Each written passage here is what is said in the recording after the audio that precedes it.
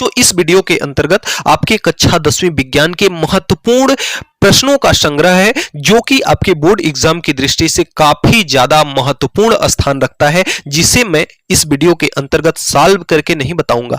आप इसका सलूशन खुद से करेंगे, अपनी भाषा में करेंगे, और इसका जो सलूशन आपका होगा पीडीएफ सलूशन, इसका सबसे पहले मैं पीडीएफ आपको टेलीग्राम और व्हाट्सएप ग्रुप पे प्रोवाइड करा दूंगा। वहां से जाकर के आप इसके पीडीएफ को डाउनलोड करें और इसके प्रश्नों को हल करें, और इसका जो सॉल्यूशन पीडीएफ होगा वो मैं कल आपको प्रोवाइड करा दूंगा, जहां तक कोशिश यही रहेगी। और यह जो सीरीज है काफी ज्यादा आपके बोर्ड एग्जाम के दृष्टि से महत्वपूर्ण है। और इसके अलावा भी मैंने अपने चैनल पर काफी सारा लाइव सेशन साइंस की तैयारी के लिए काफी सारे महत्वपूर्ण प्रश्नों का संग्रह इत्यादि चलाया हुआ है। यदि आपने नहीं देखा है तो चैनल पर जाकर के विजिट करें और उनको जरूर देख लें। अभी 2 दिन का समय है आपके पास, 2 दिन में आप अपनी साइंस की तैयारी बेहतर से बेहतर बना सकते हैं। और यदि थोड़ा समय अगर पेपर के मॉडल की बात करें तो पेपर का मॉडल कुछ इस प्रकार से होगा कि जो आपका अम्ल, क्षार एवं लवण तथा तत्वों का आवर्ती वर्गीकरण नामक ये जो 2 चैप्टर हैं, इनमें से टोटल 8 नंबर के प्रश्न पूछे जाएंगे,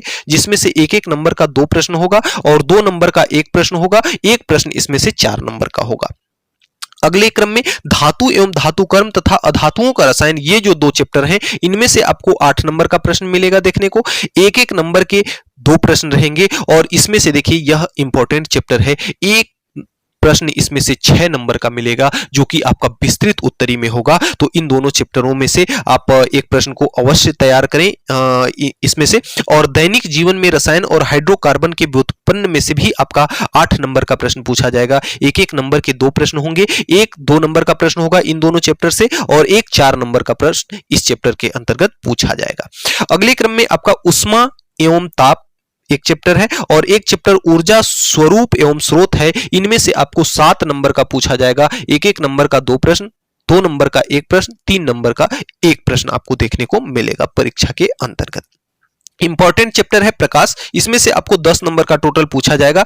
2 प्रश्न आपके 1-1 नंबर के होंगे, एक प्रश्न आपका 3 नंबर का होगा और एक प्रश्न आपका इसमें से 5 नंबर का आपको देखने को मिल जाएगा परीक्षा में।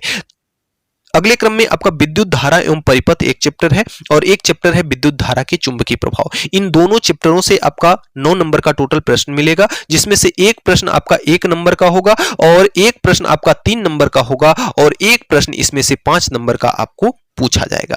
अगले क्रम में जीव विज्ञान का एक चैप्टर है, जो कि आपका है जीवों का विकास, अनुवांशिकी, जनकों से संतानों तक। 2 चैप्टर है, एक पहला चैप्टर है, एक आपका अनुवांशिकी, जनकों से संतानों तक है।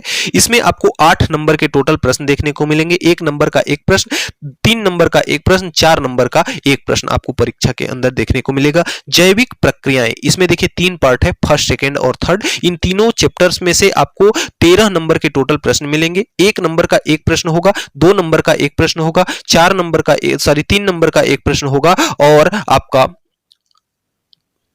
4 नंबर का 1 प्रश्न होगा और एक प्रश्न इसी चैप्टर से आपको 6 नंबर का भी मिलेगा। 6 नंबर के 2 चैप्टर से लिए गए हैं, एक तो आपका जैविक प्रक्रियाओं से और एक आपका धातु कर्म एवं अधातुओं का रसायन, इसमें से लिया गया है। और जो आपका हमारा पर्यावरण एवं पारिस्थितिक तंत्र में ऊर्जा का प्रवाह होगा, इसमें से टोटल आपको 4 नंबर के प्रश्न मिलेंगे। 1-1 नंबर के 2 प्रश्न मिलेंगे और 1 नंबर का इसमें 2 नंबर का 1 प्रश्न मिलेगा। इस प्रकार से आप ये कुछ इंपॉर्टेंट सवाल लिए गए हैं, उन सवालों को देखते हैं और आप करने का प्रयास कीजिएगा। जिसका आज के सेशन का जो फर्स्ट सवाल है, यानी कि खंड अ जो है, इसमें आपको सही विकल्प चुनकर लिखना है। अवतल लेंस की फोकस दूरी क्या होती है, यह आपको कमेंट बॉक्स में कमेंट करके बताना है कि अवतल लेंस की फोकस दूरी क्या होती है। अगला है आपका इंपॉर्टेंट प्रश्न कि सिरका, जिसे एसिटिक अम्ल भी कहते हैं, इसका आईयूपीएसी नाम क्या होता है। इसका नाम आप लोग कमेंट बॉक्स में करके बताएंगे कि इसका अ, ब, स, द में से कौन सा ऑप्शन आपका सही है। तीसरे क्रम में इंपॉर्टेंट प्रश्न यह भी है कि पैकिंग गैस्केट किससे बनाया जाता है। आपको इसका आंसर कमेंट बॉक्स में करना है और आप इसको हल करेंगे इस प्रैक्टिस सेट को। और अगले क्रम में जो 5वां पार्ट है, कह रहा है अगन्याशय से स्रावित होने वाला हार्मोन्स आपका कौन सा है। अगन्याशय से स्रावित होने वाला हार्मोन्स आपका कौन सा है, इनमें से बताना है। टेस्टोस्टेरोन है, प्रोजेस्टेरोन है, इंसुलिन है और थायरॉक्सिन है। इनमें से क्या है, आप कमेंट बॉक्स में इसका उत्तर कीजिएगा। अब अगले क्रम में है जैविक घटक किसे कहा जाता है। अब जैविक घटक किसे कहा जाता है, ये चीज आपको ये 4 ऑप्शन दिया हुआ है। उत्पादक को कहा जाता है, उपभोक्ता को कहा जाता है या अपघटक को कहा जाता है कि इन तीनों को ही कहा जाता है? आपको इसका भी उत्तर कमेंट बॉक्स में करना है। खंड ब में आपको रिक्त स्थान देखने को मिलेगा, जहां से हमारा पहला प्रश्न है कि अयस्क को वायु की उपस्थिति में गलनांक से कम तापमान पर गर्म करने की प्रक्रिया क्या कहलाती है? वायु की उपस्थिति में भी गर्म किया जाता है तो वह प्रक्रिया अलग होती है, और वायु की अनुपस्थिति में भी गर्म किया जाता है, उस प्रक्रिया को अलग नाम से जानते हैं। दोनों ही प्रक्रियाओं के नाम आप कमेंट बॉक्स में लिखिएगा निश्चित तौर पर। अब अगले क्रम में आपका है कि उष्मा कोई पदार्थ नहीं है, बिल्कुल सही बात है, उष्मा पदार्थ नहीं है तो क्या है, आपको यह चीज आपको बताना है। अगला है कि धातु दो या दो से अधिक धातु या अधातु का कैसा मिश्रण होता है? आपको इसको यहां पे भरना है कि धातु अधातु का कैसा, दो या दो से अधिक धातु या अधातु का कैसा मिश्रण होता है। सारी यहाँ पे आप थोड़ा सा प्रश्न आपका अधूरा रह गया है, केवल धातु नहीं बल्कि होगा मिश्र धातु, दो या दो से अधिक धातु अथवा अधातु का कैसा मिश्रण होता है ये आपको बताना है। यहाँ पे आप धातु के जगह पे लिख लीजिएगा मिश्र धातु, तो आप इसका उत्तर लिखिएगा कमेंट बॉक्स में। अगला है इंपॉर्टेंट प्रश्न है, यह भी बार बार पूछा जाता है परीक्षा में कि शून्य वर्ग के तत्वों को आप क्या कहते हैं या किस नाम से आप जानते हैं, यह भी इंपॉर्टेंट है, इसे भी आप देख लेंगे। फ्लेमिंग के बाएं हाथ के नियम से किसकी दिशा ज्ञात की जाती है? धारावाही चालक पर किसकी दिशा को ज्ञात करने के लिए फ्लेमिंग का बाएं हाथ का नियम उपयोग में लिया जाता है, इसको भी आप कमेंट बॉक्स में करके लिखेंगे और बताएंगे। खंड स में आपको सही जोड़े का मिलान करना है, जिसका पहला ऑप्शन है आपका पौधों में भोजन का स्थानांतरण किसके द्वारा होता है, यह चीज आपको बताना है।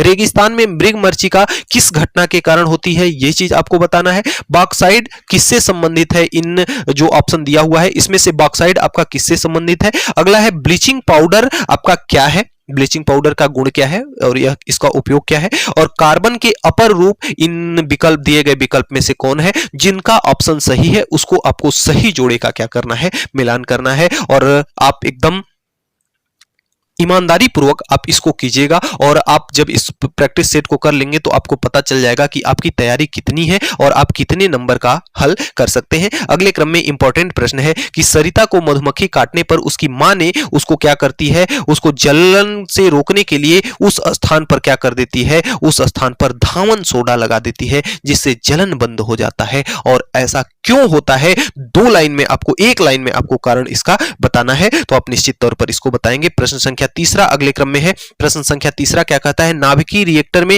मंदन का कार्य, नाभिकीय जो विखंडन होता है इसमें मंदन का कार्य क्या होता है, यह चीज आपको बताना है इसके उत्तर में। प्रश्न संख्या 4 है, औद्योगिक कारखानों में सीमेंट निर्माण के लिए उसमें थोड़ी सी मात्रा किसकी मिलाई जाती है, जिप्सम की, और जिप्सम की मात्रा उसमें क्यों मिलाई जाती है, इसका जवाब आपको देना है। अगला कह रहा है कि जब घास के मैदान के घास की पारिस्थितिकी तंत्र की प्रथम पोषक स्तर यानी उत्पादक को उसमें से अगर हटा दिया जाएगा तो तंत्र पर क्या प्रभाव पड़ेगा, इसका कारण भी आपको क्या करना है, लिखना है। एकदम मस्त तरीके से हमने सब कुछ बता रखा है। इस मतलब इस सेशन का एक भी पार्ट ऐसा नहीं है जिसे मैंने ना पढ़ाया हो, आपने ना देखा वो अलग चीज है, लेकिन मैंने पढ़ाया है सब। अब अगला क्रम में प्रश्न संख्या 6 है आपका। प्रश्न संख्या 6 में आपको ऊर्जा संरक्षण का नियम, इतना प्यारा सा नियम है और एक लाइन का नियम है, और वास्तव में यह नियम अगर आप अच्छे से दिल से पढ़ लेंगे ना, अगर अच्छे से अपने दैनिक जीवन में, दैनिक जीवन से रिलेटेड करके उतार लेंगे ना, तो वास्तव में आपको फिजिक्स से बिल्कुल प्यार हो जाएगा। अगले क्रम में आपका प्रश्न संख्या 7वां है। प्रकाश के अपवर्तन की घटना के आपको कोई 2 उदाहरण यहां पे बताना है, दोनों उदाहरण। और प्रश्न संख्या 7 से आपका 3-3 नंबर के प्रश्न स्टार्ट हो जाते हैं, 2 से 6 तक आपके 2-2 नंबर के प्रश्न थे। 8वां प्रश्न अगले क्रम में, भोज्य पदार्थ में पाए जाने वाले किन्हीं 2 अम्लों के आपको क्या करना है, नाम बताना है। ऐसे अम्लों के नाम बताना है जो आपके भोज्य पदार्थ में पाए जाते हैं। प्रश्न संख्या 9वां में, जल की महत्तम विशिष्ट उष्मा के दैनिक जीवन में कोई 3 उपयोग बताना है, जो कि एक इंपॉर्टेंट सब प्रश्न है। अगले क्रम में आपको बताना है कि पादप हार्मोन्स किसे कहते हैं, और पादप हार्मोन्स के आपको क्या करना है, पादप हार्मोन्स के नाम भी आपको लिखना है। अब आपके प्रश्न संख्या 11वां से जो आ जाता जाता है। प्रश्न संख्या 11वां से आपके 4 नंबर के प्रश्न आ जाते हैं। थोड़ा सा उत्तर इसको आपको विस्तृत रूप में लिखना पड़ेगा, लंबा लिखना पड़ेगा, तब जाकर के आपको फुल मार्क्स मिलेगा। प्रश्न संख्या 11वां कहता है कि वायु में उपस्थित जो हानिकारक गैस है वर्षा जल के साथ क्या हो जाती है, घुल जाती है, और घुल करके जब वह वर्षा होती है तो ताजमहल जैसी इमारतों को भी हानि पहुंचा रही है। इसके आपको क्या करना है, 2 कारण लिखना है। या तो आप इस प्रश्न को कीजिए, या तो अथवा में दिया है तो आप इस प्रश्न को कीजिए। यह प्रश्न क्या कहता है कि सभी क्षार जल में क्या है, घुलनशील नहीं है, लेकिन कुछ क्षार ऐसे हैं जो जल में क्या है, घुलनशील है, और उन्हें क्या कहते हैं जो जल में क्या है, घुलनशील है। इनके कोई आपको 2 उदाहरण भी आपको देना है। अगले क्रम में प्रश्न संख्या 12वां जो है कहता है कि जीवों के विकास के सिद्धांत के किन्हीं 4 बिंदुओं का आपको क्या करना है, वर्णन करना है। या तो आप इसको कर लीजिए, या फिर आपको यह बता देना है कि मेंडल ने अपने प्रयोग में मटर के पौधे का ही चुनाव क्यों किया। इसके कोई 4 कारण आपको बताना है, 1 2 नहीं 4 नंबर लेना है, तो आपको 4 कारण बताना होगा, तभी जाकर के आपको 4 नंबर यहां पे मिल पाएगा। यहां भी आपको धमनी और सिरा में कोई 4 अंतर बताना है, या फिर प्रतिवर्ती क्रिया को एक उदाहरण के द्वारा, यानी कि अगर संभव हो सके तो आप चित्र भी बनाएं। यदि आपको प्रत्यावर्ती क्रिया का एक उदाहरण द्वारा इसको क्या करना है, प्रतिवर्ती क्रिया को आपको समझाना है। प्रश्न संख्या 14, क्या होता है जब एथेनॉल सोडियम से अभिक्रिया करता है और एथेनोइक अम्ल जब सोडियम से अभिक्रिया करता है। इन दोनों का आपको अगर समीकरण देंगे तो दोनों में आपको 2-2 नंबर, 2-2 अंक मिल जाएंगे, 4 नंबर कंप्लीट होते हैं। या तो उसको कीजिए, या फिर आपका ये दिया हुआ है इसको कीजिए। यह आपका क्या दिया हुआ है, कैल्शियम एक क्या है, यौगिक है, जो पीलापन लिए सफेद रंग का क्या होता है, पदार्थ है, हल्का पीला रंग लिए होता है। इसका उपयोग वस्त्र उद्योग एवं रोगाणुनाशक में किया जाता है। आपको इसका रासायनिक नाम बताना है और इसका सूत्र लिखना है। दूसरा, इसका यौगिक जी नहीं है, यहाँ इसका यौगिक को, इस यौगिक को वायु में खुला छोड़ देने पर कौन सी गैस मुक्त होती है, आपको इसका रासायनिक समीकरण भी देना है। तो इस प्रकार से आपका जो 14वां सवाल था कंप्लीट होता है। और 15वां सवाल आपका कहता है अगले क्रम में, सवाल नंबर 15 की उत्तल दर्पण के ध्रुव से 10 सेंटीमीटर की दूरी, एक प्यारा सा सवाल है, जिस सवाल को मैंने लाइव सेशन में आपको करा भी रखा है। आप हमारे लाइव सेशन को जरूर देखें। साइंस की तैयारी हमने एकदम अच्छे ढंग से करा रखी है। हालांकि यह जो आपका प्रश्न पत्र है, इसके अलावा भी मैं कल कुछ आपके प्रश्न पत्र और लेके आऊंगा, जिसे आप जरूर देखिएगा, काफी ज्यादा इंपॉर्टेंट होंगे और उनकी तैयारी भी आप कीजिएगा अच्छे ढंग से, अच्छे तौर से। तो अगला इसका अथवा है कि प्रकाश का अपवर्तन की नियम चित्र सहित व्याख्या करना है।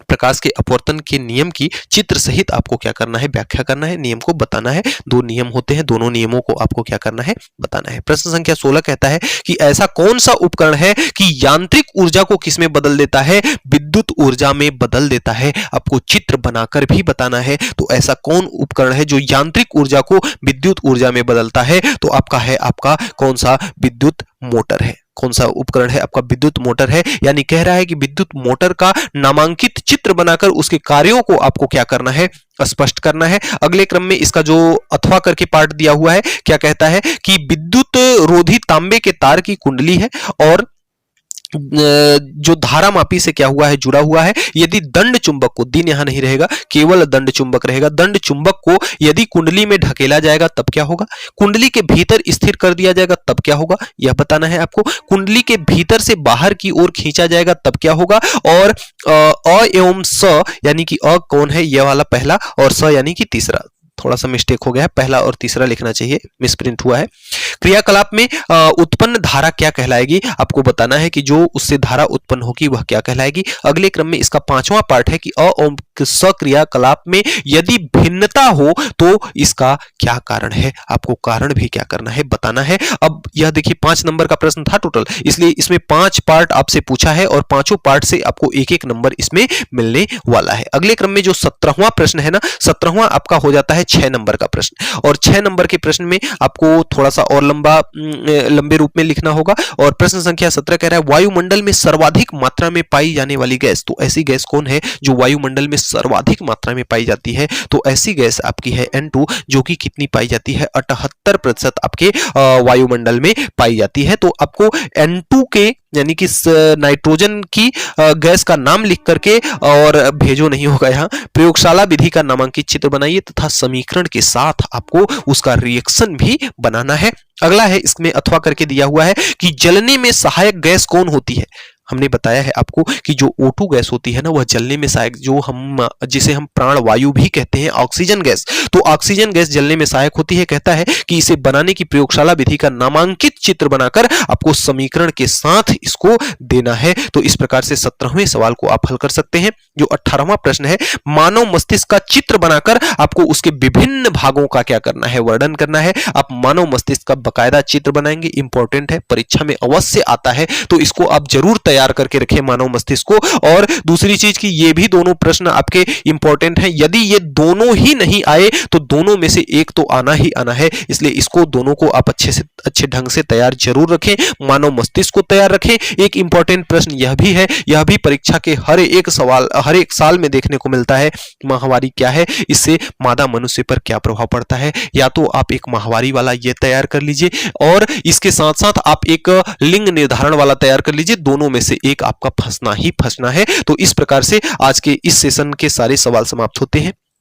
देखिए, आपको अच्छे ढंग से प्रैक्टिस करना है, जो कि हमारे चैनल पर सारे पाठों को विधिवत पढ़ाया गया है। आपने नहीं देखा है, अगर आपने नहीं देखा है सारे पाठों को, कोई बात नहीं है। सारे पाठों की इंपॉर्टेंट सीरीज बनाई गई है, जो कि आधे आधे घंटे की है। 18 चैप्टर है, 18 सीरीज है आधे आधे घंटे की। उस सीरीज को आप जरूर देख लें। वहां से अगर उस सीरीज को आप प्रिपेयर कर लेते हैं तो निश्चित तौर पर आप 75 में 75 लाने के पूरे हकदार हो जाते हैं, उसमें आपको कोई नहीं रोक सकता है। दूसरी चीज कि जो आप पेपर में किसी भी परिभाषा को लिखते हैं, आप शुद्ध रूप से अपनी भाषा में परिभाषा लिखिए। हाँ, आपकी भाषा गलत नहीं होनी चाहिए, परिभाषा गलत नहीं होनी चाहिए। आप अपनी भाषा में लिखिए। आपको किताबी भाषा में लिखने की परिभाषा कोई जरूरत नहीं है, आप अपनी भाषा में लिखिए। आपको अपेक्षाकृत ज्यादा नंबर मिलेगा जो किताबी भाषा में लिखा रहता है उससे, क्योंकि एग्जामिनर खुश हो जाता है, लगता है कि हाँ, लड़के के अंदर टैलेंट है, लड़के के अंदर जानकारी है, इसने एकदम अपने हिसाब से उत्तर देने का प्रयास किया है, रट्टू तोता नहीं है। क्योंकि आज की जो शिक्षा नीति है रटंत विद्या पर बल नहीं देती, इसलिए कॉन्सेप्ट इज पावर। कॉन्सेप्ट आप एकदम सीखिए, और अच्छा विद्यार्थी वही होता है जो पिछली बताई गई बातों को याद रखता है। अगर जो बच्चा मेरे साइंस के सीरीज को शुरू से देख रहा है, साइंस के लेक्चर को शुरू से देख रहा है, उसे 75 में 75 लाने से तो कोई रोक ही नहीं सकता, क्योंकि मैंने पूरे साइंस को एकदम कॉन्सेप्ट के साथ पूरा पढ़ाया हुआ है। तो जो बच्चा अगर देखा है, जो बच्चा नहीं भी देखा है, वह भी तैयारी कर सकता है, अभी भी समय है। यदि अभी भी लगन के साथ तैयारी कर ले, कुछ भी बिगड़ा नहीं है। इसका सलूशन आपको हमारे व्हाट्सएप ग्रुप पर दे दिया जाएगा। व्हाट्सएप ग्रुप का भी लिंक डिस्क्रिप्शन बॉक्स में दिया गया है। जो बच्चा व्हाट्सएप ग्रुप से नहीं जुड़ा है, वह व्हाट्सएप ग्रुप को ज्वाइन कर लेगा वहां से।